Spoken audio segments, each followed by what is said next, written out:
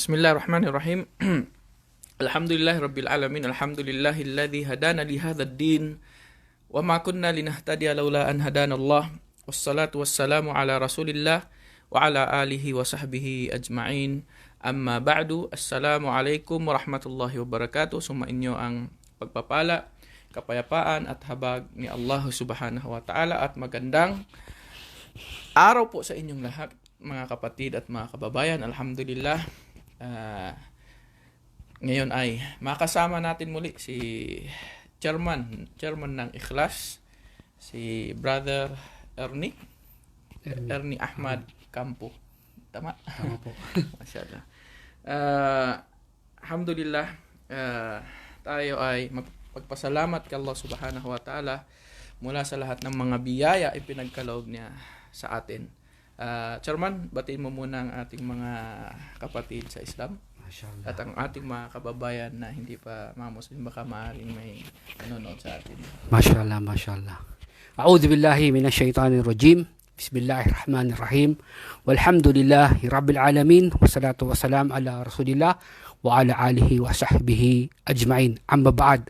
Assalamualaikum warahmatullahi wabarakatuh sa lahat ng ating mga kapatid na mga Muslim kung saan man po kayo naroon.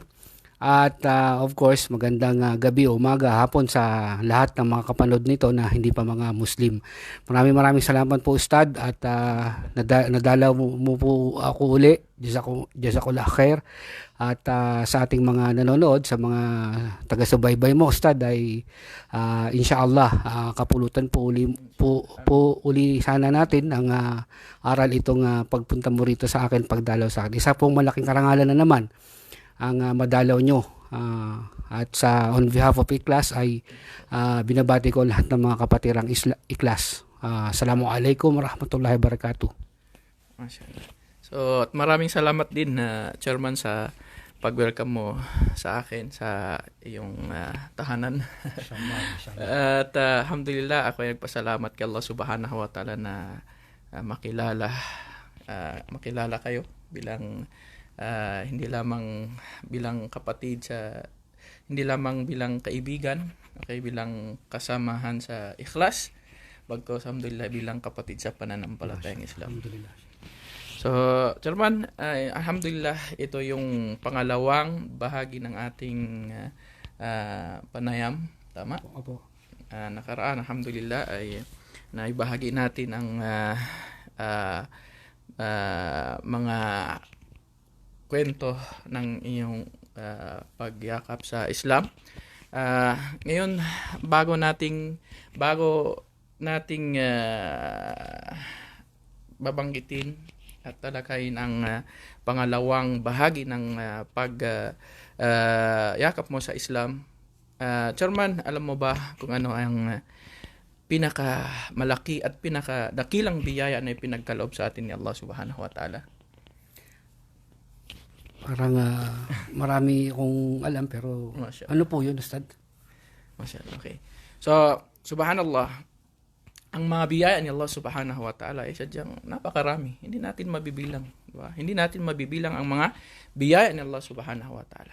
Ngunit ang pinakadakilang biyaya mula sa lahat ay ang paggabay sa atin ni Allah Subhanahu wa ta'ala tungo sa pananampalatayang Islam. Allahu Akbar. Kaya naman sa panahon ng Propeta Muhammad sallallahu alaihi wasallam, Chairman, ang mga Bidwin, mga Arabong Bidwin, nang sila ay yung mga Badu pa yun, mga Badu, oo. Nang sila ay nagsiyakapan sa Islam, itinuring nila ang pagyakap nila sa Islam, ito ay bilang kagandahang loob mula kay Propeta Muhammad sallallahu alaihi wasallam. Ngunit ibinaba ni Allah Subhanahu wa ta'ala sa kanila ang talatang ito. Yamunnuna alayka an aslamu kulla tamunnu alayya islamakum. So ibinaba ni Allah Subhanahu wa ta'ala sa kanila ang talatang ito. O Muhammad, sabihin mo sa kanila, itinituring nila yung pagyakap nila sa Islam bilang kagandahang loob mula sa iyo. Ngunit sabihin mo, O Muhammad, kulla tamunnu alayya islamakum. Sabihin mo sa kanila na huwag ninyong ituring ang inyong pagyakap sa Islam bilang kagandahang loob mula sa akin. Bagkus, balillahu yamunnu alaykum an hadakum lil imani in kuntum sadikin. Sabihin mo sa kanila, tandaan ninyo, ang nagbigay sa inyo ng gabay, kung bakit kayo nagsiyakapan sa Islam, ito ay mula kay Allah subhanahu wa ta'ala. So subhanallah, ang tunay na naggabay sa atin sa pananampalatayang Islam ay walang iba kundi si Allah subhanahu wa ta'ala. So kaya ito yung dapat nating sa pamamagitan nito ay dapat lagi tayong magpapasalamat kay Allah subhanahu wa ta'ala. Ay hindi lamang sapat yung sa salita, Chairman. Dapat isabuhay natin kung ano ang itinuro ng Islam. Kung ano ang mga kabutihan na itinuro sa atin ng Islam. Subhanallah. Kaya naman, sa pagdating sa kabilang buhay, Chairman, ang mga ahlul jannah, ang mga nasa paraiso, sila ay, anong kanilang sinasabi? Pagkatapos silang ipinasok ni Allah subhanahu wa ta'ala sa paraiso ni Allah subhanahu wa ta'ala, ano ang sinabi ni Allah subhanahu wa ta'ala hinggil sa kanila? Wa naza'na ma fi sudurihim min ghillin tajri min tahtihimul anhar. Ito yung isa sa mga dakilang biyaya, kabutihan na ipinagkaloob ni Allah sa mga ahlul jannah, ay inalis ni Allah subhanahu wa ta'ala sa kanila, mula sa kanilang dibdib ang inggit, puot. Inshallah. Subhanallah. Alhamdulillah.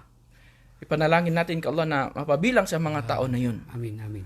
At dagdag pa ni Allah subhanahu wa ta'ala sa kanila, na ipagkaloob ni Allah subhanahu wa ta'ala sa kanila ang haldin ng paraiso na umaagos sa yung tahtal tajri min tahti al-anhar, umaagos ilog sa hardin ng paraiso. Oo. At sinasabi nila, waqalu alhamdulillahi alladhi hadana li hadha wa ma kunna linahtadiya laula an hadanallah. Subhanallah. Kung hindi sila ay nagpapasalamat, ang lahat ng papuri kay Allah subhanahu wa ta'ala, na siya ang naggabay sa atin tungo sa pananampalatayang Islam at tungo sa paggawa ng mga kabutihan. Kung hindi tayo, sinabi na, kung hindi tayo ginabayan ni Allah subhanahu wa ta'ala, ay walang sino mang makapaggagabay sa atin. Allahu Akbar. So kaya, alhamdulillah, pasalamat tayo kay Allah subhanahu wa ta'ala. Ibilang nawa tayo ng Allah subhanahu wa ta'ala sa mga ahlul jannah, na kung saan si Allah subhanahu wa ta'ala ay inalis mula sa kanilang dibdib ang inggit at puot sa isa't isa. Amin. So alhamdulillah, ngayon, Chairman, pagkatapos ninyo pong yakapin ang Islam, ano po ba ang pagbabago ng niyakap ninyo ang Islam? So siyempre, nandito ka sa Saudi Arabia para magtrabaho. Ang layunin mo dito sa Saudi para magtrabaho. So siyempre, pagkatapos mong mag-Muslim, so siyempre may mga pagbabago, walang duda. Ustad, bago ko po sagutin yung tanong nyo, ay gusto ko po manang magpuri at pasalamat kay Allah subhanahu wa ta'ala, sapagkat sa narinig ko po ngayon ay alhamdulillah, ako pala ay nabigayaan ng napakainam sa lahat ng napakainam. So alhamdulillah Rabbil alamin. So pagkayakap ko po sa Islam ay dumating po yung mga pagbabago. Andyan po yung masarap na pagbabago at andyan po yung mahirap na pagbabago. At isa sa mga pagbabago na yon ay yung sa umpisa ko sa ang struggle ko sa opisina. Of course, kasi syempre nahihiya ka pa eh. Nahihiya ka pa noong time na yon, nahihiya ka pa nga sabihin na ikaw ay nag-Muslim. Syempre, kumbaga, masyasyak sila, di ba? Dahil alam nila na ako dating at nagdidebat, gaya ng sinabi natin nung part 1 ay nakikipagtalakayan tayo sa mga kapatid na mga Muslim. So, ngayon, makikita nila at malalaman nila na ako ay nag-Muslim na. At dun sa panahon na yon, sa pagkakataon na yon, at doon yung mga kaibigan ko, mga kaopisina ko, yun sila unang nagtaka. At di ko mawari kung nagulat ba sila. Kumbaga, hindi lang nila pinaparamdam, pero nasa isip ko at ramdam ko sa kanila yung pagkabigla. At of course, yung mga kaibigan natin, mga dating mga Kristiyano, sila yung mga unang naapektuhan. Pero alhamdulillah, sa kabila nito, may isang pagkakataon na ibinigay sa akin ni Allah Subhanahu wa Ta'ala para ma-at ease yung aking loob. You know what, Ustad, nung time na yon, yung boss ng Herfi, tinawag ako sa taas. Pagkatapos ng sala, I think, kung di ako magkakamali, Salatul Asr.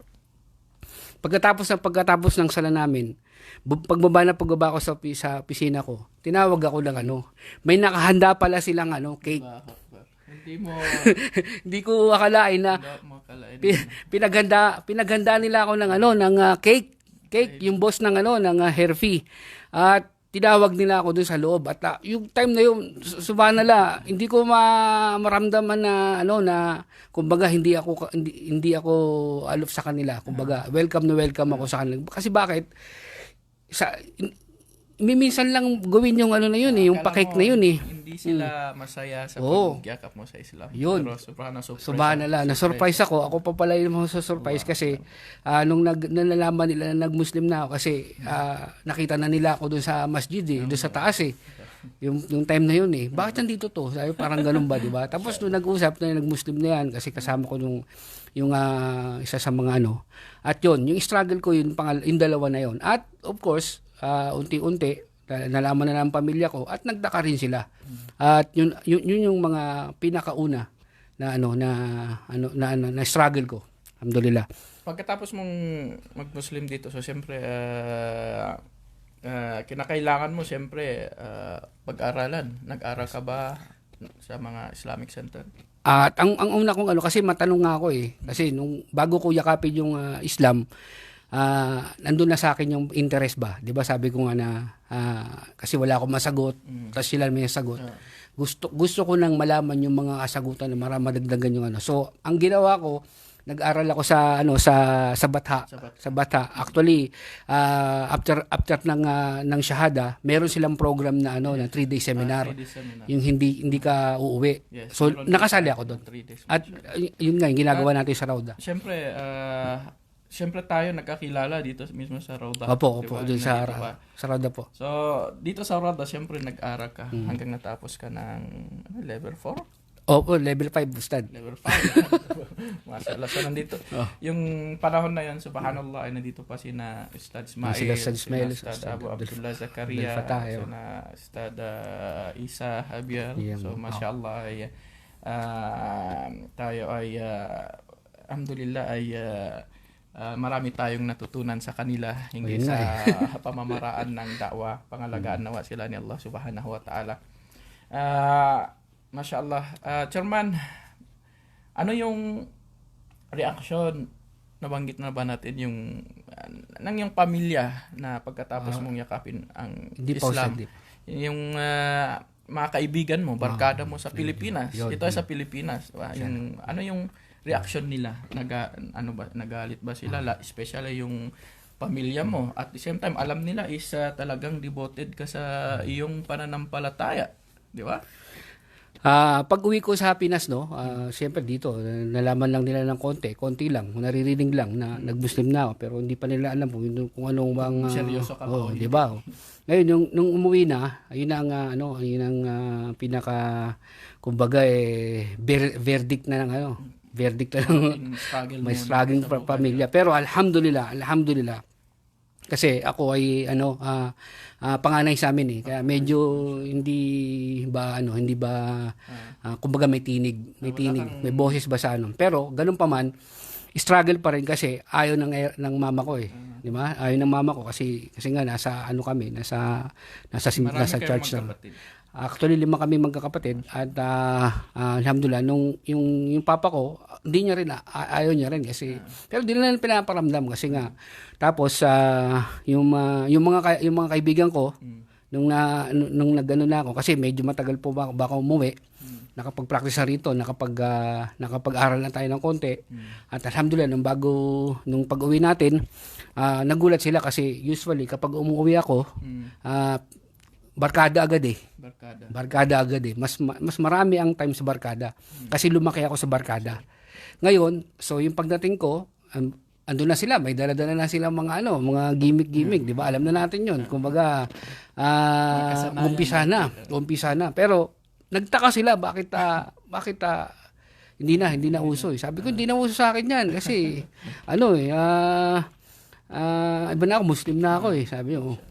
Tapos ang pinaka-struggle ko yung sinisigaw-sigaw yung pangalan ko. Na para bang tinutuya-tuya ka ba?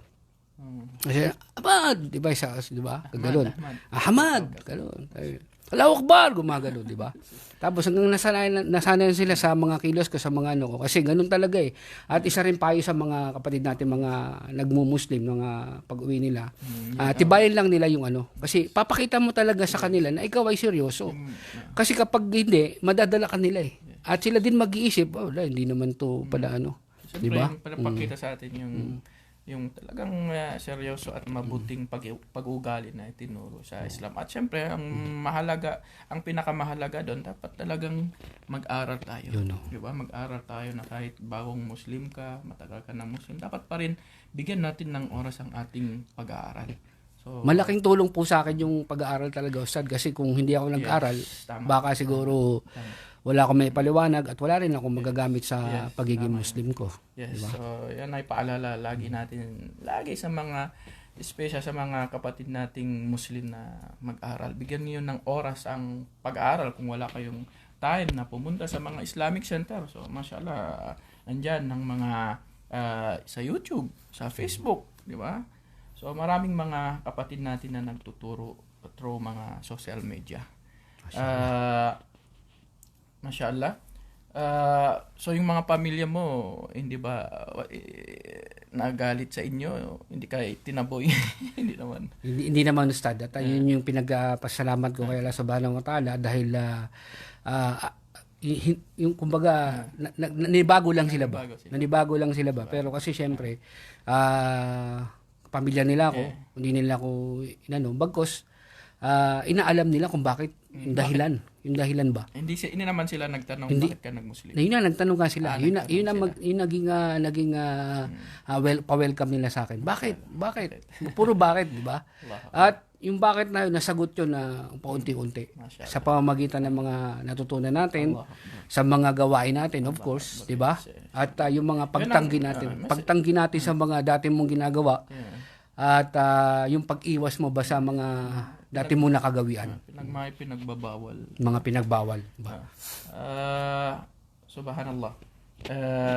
Yan ay isa sa mga struggle na dapat paghandaan ng mga bagong Muslim pag uwi nila sa Pilipinas. Diba? At isa pa, Ustad, bago ko makalimutan yung mga struggle ko, yung mga nandun sa mga picture sa bahay namin, yung mga inalis mo. Inalis ko unti-unti. Kasi pinapaliwanag ko muna. Kasi may natutunan ako na bago ako umuwi, may natutunan ako na huwag ka masyadong mapusok na pagkadating mo tanggalin mo agad. Tapos itapon mo. Tapos gano'n. Siyempre sasama yung loob nun. At hindi nila maunawaan yung ginawa mo. Bagkos, ang mararamdaman nila, kumbaga, sakit or tampo o yung muna sa lahat ay pinapakita mo muna sa kanila yung mabuting pakikitungo sa kanila. Mabuting pakikitungo at kung paano kabuti yung pinasok mong pananampalataya. So ilang taon ka na sa Islam, Chairman? Actually 2007 kung 2007, 2021 ngayon, di ba? Di 14 siguro. Okay, mashallah. 14 siguro. 14 Alhamdulillah, hindi ka naman siguro nagkulang sa pagpapaliwanag sa inyong mga pamilya, no? Sino ba sa kanila na yumakap sa Islam na sa panahon na ikaw ay nagdadawa o nagpapaliwanag sa kanila? Ang pinakauna at masarap na pakiramdam sa akin yung unang nagmuslim sa amin yung yung mama ko. Allah. Yung mama ko pinakaunang sumunod sa akin sa kasi yung mga pagkakataon na yun, pwede ko makwento. So, subhanallah, yun ang hinihintay natin, Chairman.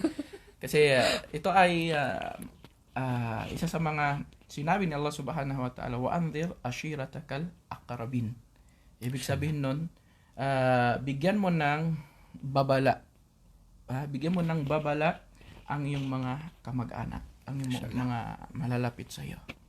So, nang ibinaba ito kay Propeta Muhammad sallallahu ang talatang ito, Chairman, ay inipon niya ang lahat ng kanyang mga kamag-anak. Mashallah. At pinaliwanag sa kanila ang Islam. So, kaya naman, ang kagandahan dito, dapat unahin natin ang ating mga kamag-anak at especially, lalong-lalo na ang ating mga magulang, nanay at tatay. So, paano mo ba na hikayat ang iyong nanay, Chairman? Ganito, medyo upo ko lang kung konti sa ganito kasi sad katulong ko yung aking asawa sa papaliwanag at pagpapakita ng Islam sa kanila, no? Kasi sa time or sa oras ng halimbawa sa amin sa may TV, di ba? May TV, nanonood sila ng ng mga time show, noon time show. Programa sa Pilipinas. Tapos nakikita nila, sabi ko papahinaan ko. Instead na ipapatay mo, sabi pakinaan na lang. Kasi magsasala kami. Yes. 'Di ba? Tuwing Fajr, sila natutulog. Gagising ka, 'di ba? May isip nila na ito, diyan na yung kuya mo, ganyan mo, nagano na yung kuya mo, magdadasal na sila. Mga ganon. Tapos sa gabi naman, 'di ba? Araw-araw 'yun na nakita nila, nagkakaroon ng siguro yung mama ko, nagkakaroon ng ng interest. Bakit? Yun na nga yung bakit, puro bakit eh. Tapos di sa bahay namin, no, may tape ako. Ang ginagawa ko kasi kapag tuwing umaga, pinapatugtog ko yun, yung tape. Yung tape ng audio lang yun eh. Quran. Hindi, audio lang yun na dawa yun eh. Sana kung di ko magkakamali, sila Muhammad Soria yun eh. Sila Chudoro, Muhammad Chudoro. Yun, yung mga tape na yun, isang tape na ganun, pinapatugtog ko yun. At malakas. Dati, ang pinatutugtog ko, yung mga mga alternative music. So ngayon nagtataka yung mama ko at ang pinatutugtog ko na hindi na mga alternative music. Ang pinatutugtog ko na yung mga dawa na. So ngayon one time sa mga maraming mga araw na nakikinig niya, siguro 45 days lang ako nagbabakasyon eh.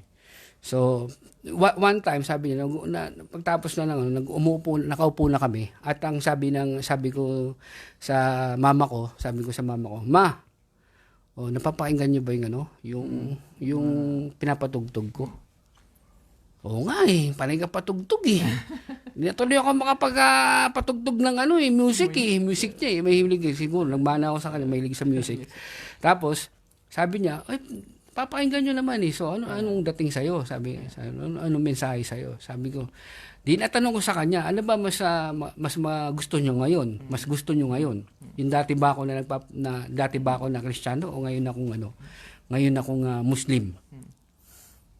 Wallahi alim, ang sabi ng mama ko, sabi niya, ngayon na Muslim ka na. Bakit?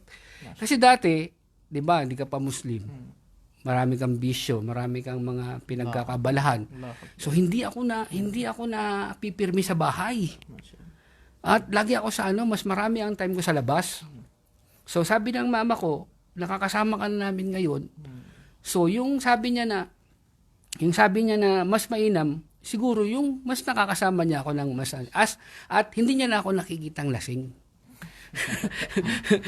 'Di ba? Kasi dati, tayo, nating i-detalye 'yon. At inshallah, so yun yung mga pagbabago na nauna. At sabi ko sa kanya, gusto niyo pala ang bago kong bagong relihiyon ngayon. So di dapat mag-Muslim na kayo. Mag-Muslim din kayo. Liga na kayo sa bagong relihiyon ko. 'Di ba? Kasi nakakapagpabago at mas mainam at yun mas gusto niyo eh. Sabi yung time na yun, wala pa, hindi pa yung isang araw na yun. Kinabukasan, nagkaroon na naman ako ng pagkakataon kasi bago kami kumain, nagpag-usap na naman kami ng mama ko. So, ma, sabi ko, pinalo up ko ba? Ang sagot niya ganito, siguro ito na talaga yung talagang hinihintay ko, makapagpaliwanag ako eh. Sabi ng paano ako magbumuslim? Ito para sa sa mga nakikinig to, no? At inshallah makapanood, no? Ito siguro magiging experience din nila at inshallah may matutunan sila rito. Ganito yung sabi ng mama ko. paano kung mag-muslim? Ang dami sa inyong mga terorista. Subhanallah. Di ba? Mga terorista. Siguro, lagi niya sigurong iniisip yun. Yun nga, oo. So ngayon, nagkaroon ako ng nilabas pagkakataon. niya na. Nilabas niya na. Kaya sabi ko, kung mga terorista kami yung mga Muslim kung terorista, ibig sabihin terorista ako. Subhanallah. Kasi Muslim ako eh. Muslim ako eh. Sabi ko, Muslim ako. So terorista ba ako? Pagkakilala niyo ako sa akin, terorista? Sabi ng mama ko, hindi naman. Sabi niya, so hindi. Meron pa, sinabi niya, paano kung magmumuslim? May mga lasenggo kayo, mga Muslim doon, mga sa lasenggo. Sabi niya, sabi ko, eto nga kayo, gusto niyo nga ngayon eh. Naglalasing na ba ako ngayon? Nakita niyo na ba akong lasing? Di ba? Sabi niya, sabi mo sa akin, di ba, mas okay yung ngayon. Sabi, nakita mo ba akong lasing? Sabi niya, hindi. Sabi niya, so hindi mga Muslim lasenggo. Di ba? Meron pa siyang dinugtong. Sabi niya, mga immoral. Sabi niya, mga immoral. Talagang di ko makalimutan yun kasi sabi niya, immoral. Bakit? Bakit naman yun nasabi? Nag-aasawa kayo ng 4 eh. Ang dami-dami niyong asawa eh. Sabi niya ganyan. Sabi ko sa mama ko, tingnan niyo ko ma. Tingnan niyo ko. Ilan ba asawa ko? Ilan ba asawa ko?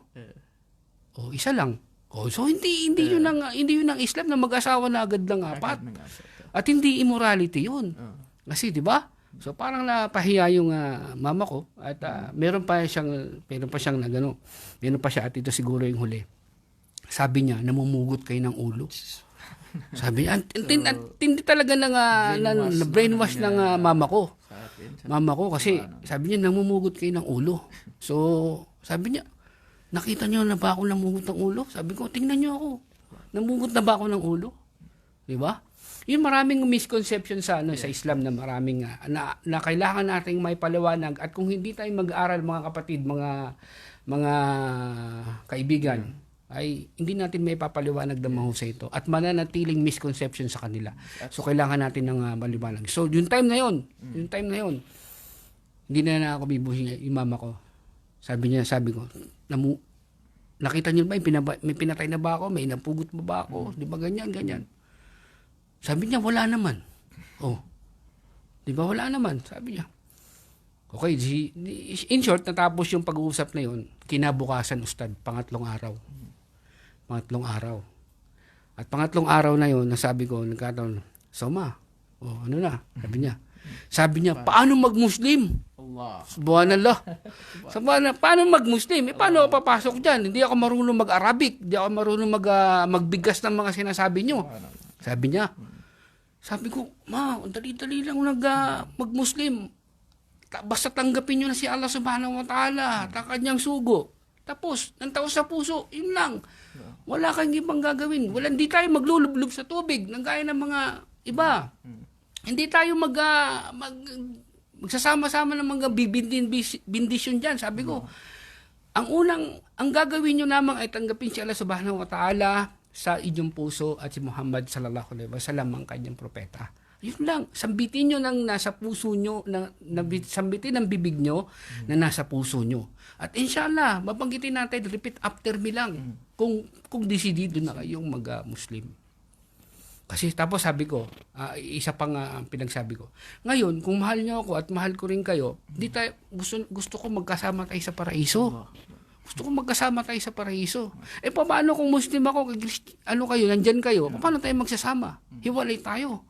Samantalang kayo, aminado kayo na mas mainam ako ngayon na Muslim. Tapos, ang sabi sige, mag-Muslim na ako. Subhanallah. Subhanallah. Ngayon, sabi ko, di parang nataranta ako eh.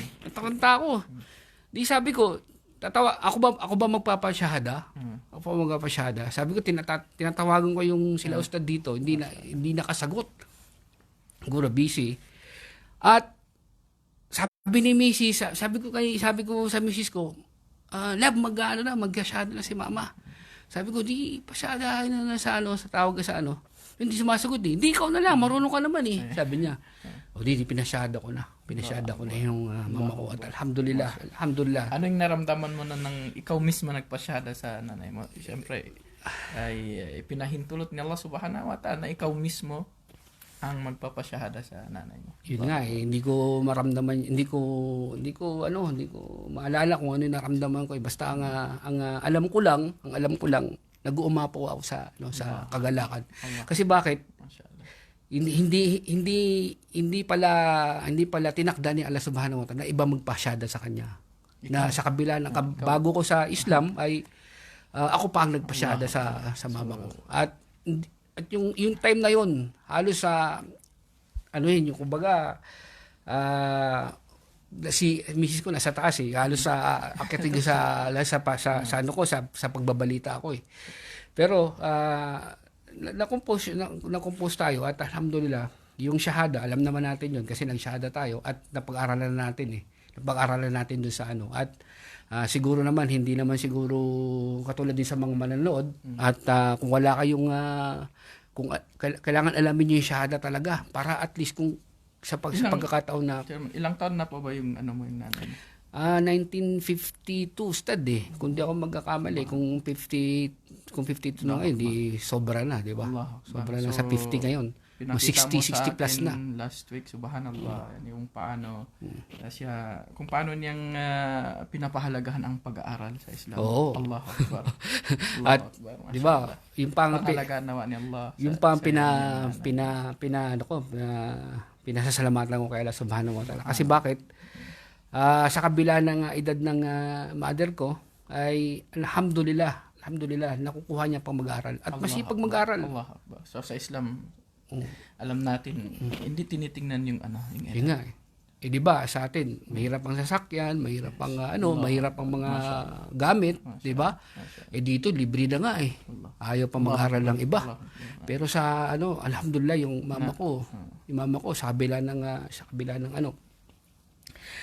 ng kahirapan, di ba? Pamamasahe ka pa kasi medyo malayo Dahil sa edad niya na. Sa edad pa, mahirap syempre sabi nila mahirap daw ang memorya na pagka edad. Pero nung pinakita ko sa iyo, di ba? Mas lalong siyang seryoso sa pag-aaral. Subhanallah, Allahu Akbar. At alhamdulillah ustad, di ba? Sorry At sa pag-aaral ng mama ko, dahil ako tinatanong niya, natututo rin ako. Natututo rin ako at parehas kami dalawa sabay kami nag-aaral. Alhamdulillah. Pati yung misis ko nakapag-aral din kasi nag-communicate din naman sa amin. Alhamdulillah. Pangalagaan nawa siya ni Allah Subhanahu wa Ta'ala. So subhanallah, naalala ko nga dito, Chairman, yung kwento ni Abu Hurairah, kung gaano niya kamahal ang kanyang nanay. Diba? Nang nag-Muslim si Abu Hurairah, syempre ang kanyang nanay isang musyrika pa. Hindi pa Muslim. So talagang si Abu Hurairah talagang tinatarget niya yung kanyang nanay na kung paano niya mahikayat sa Islam. Barinig ko yung kwento na yun, Ustad. So subhanallah, lagi niyang hinikayat ang kanyang nanay hanggang sa nakarinig siya ng masamang salita mula sa kanyang nanay hinggil kay Propeta Muhammad sallallahu alaihi wasallam, ay nakapagsabi siya ng masama hinggil kay Propeta Muhammad sallallahu alaihi wasallam. Dahil doon si Abu Hurairah ay pumunta siya agad kay Propeta Muhammad sallallahu alaihi wasallam. So dito natin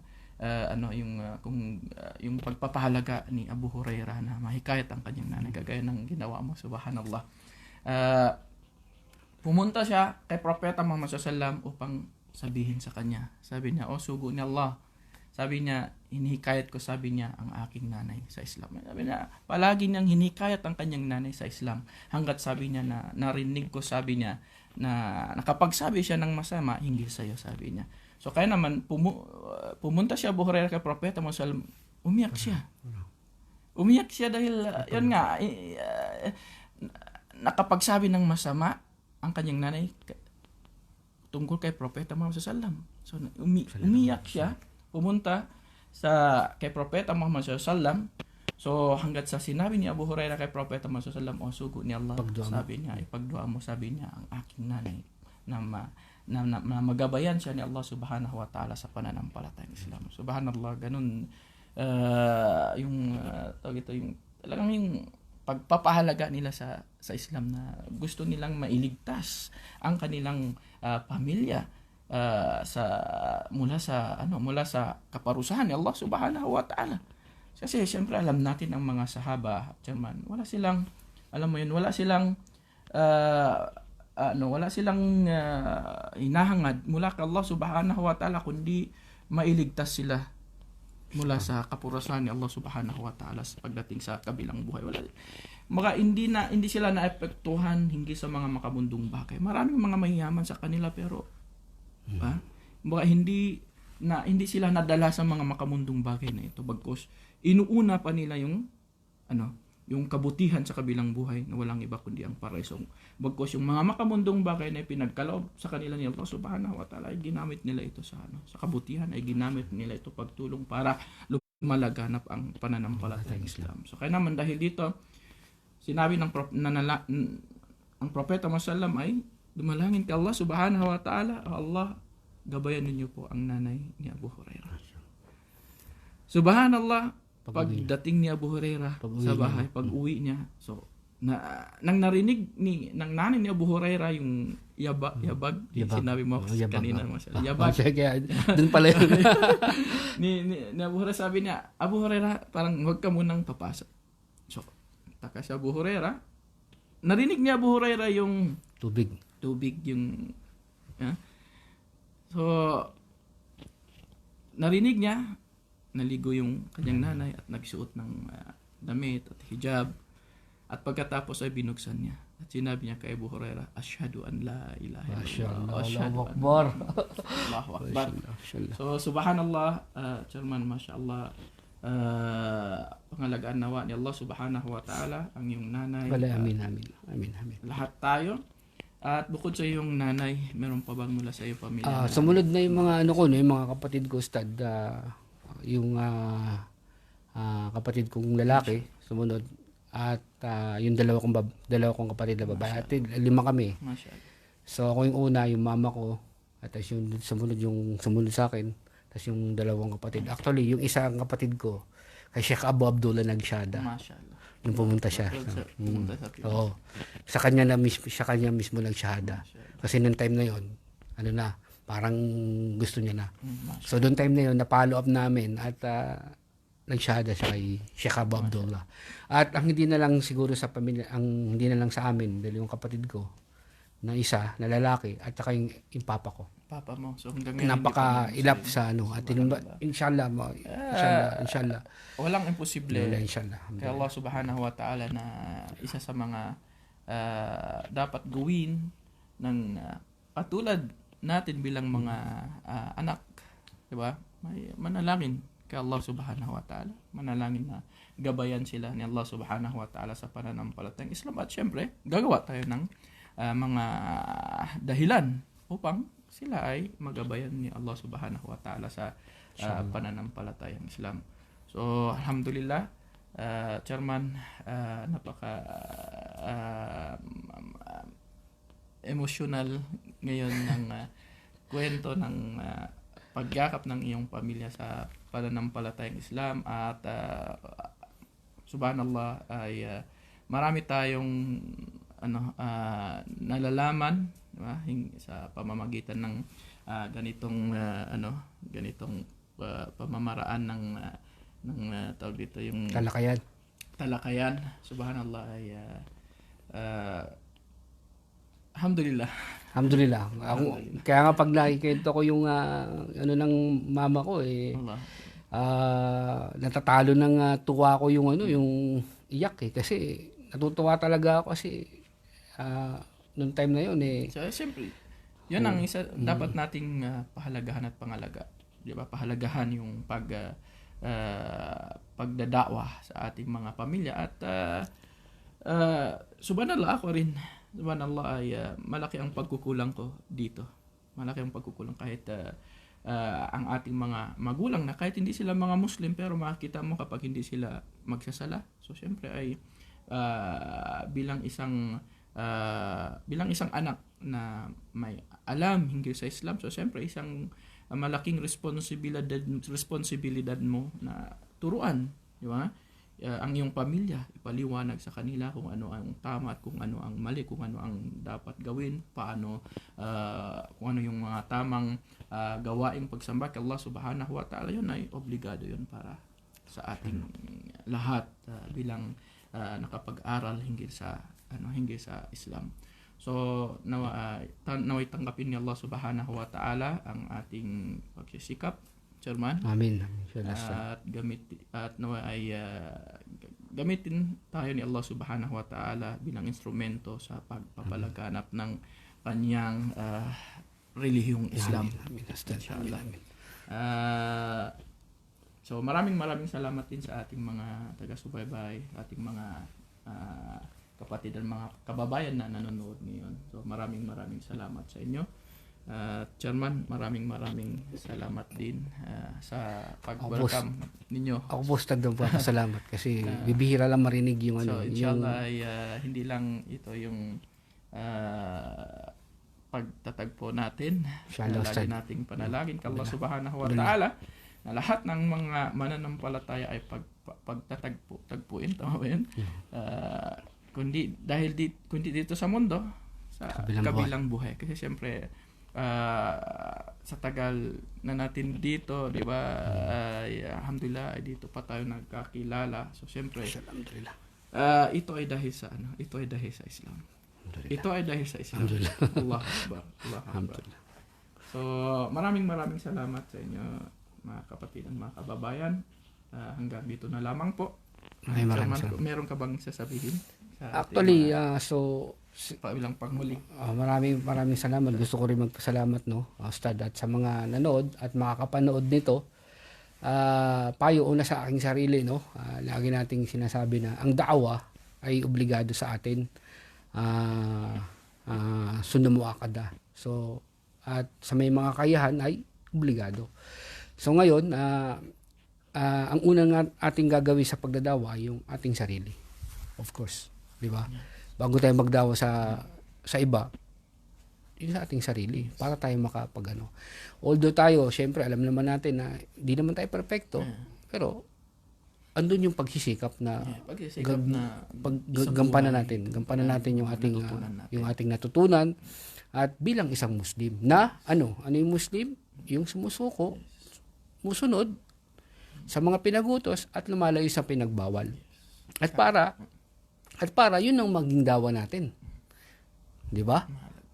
Best dawa na yun eh. Mahalaga yun, Chairman, na isang Muslim nakapag-aral ng tamang kaalaman.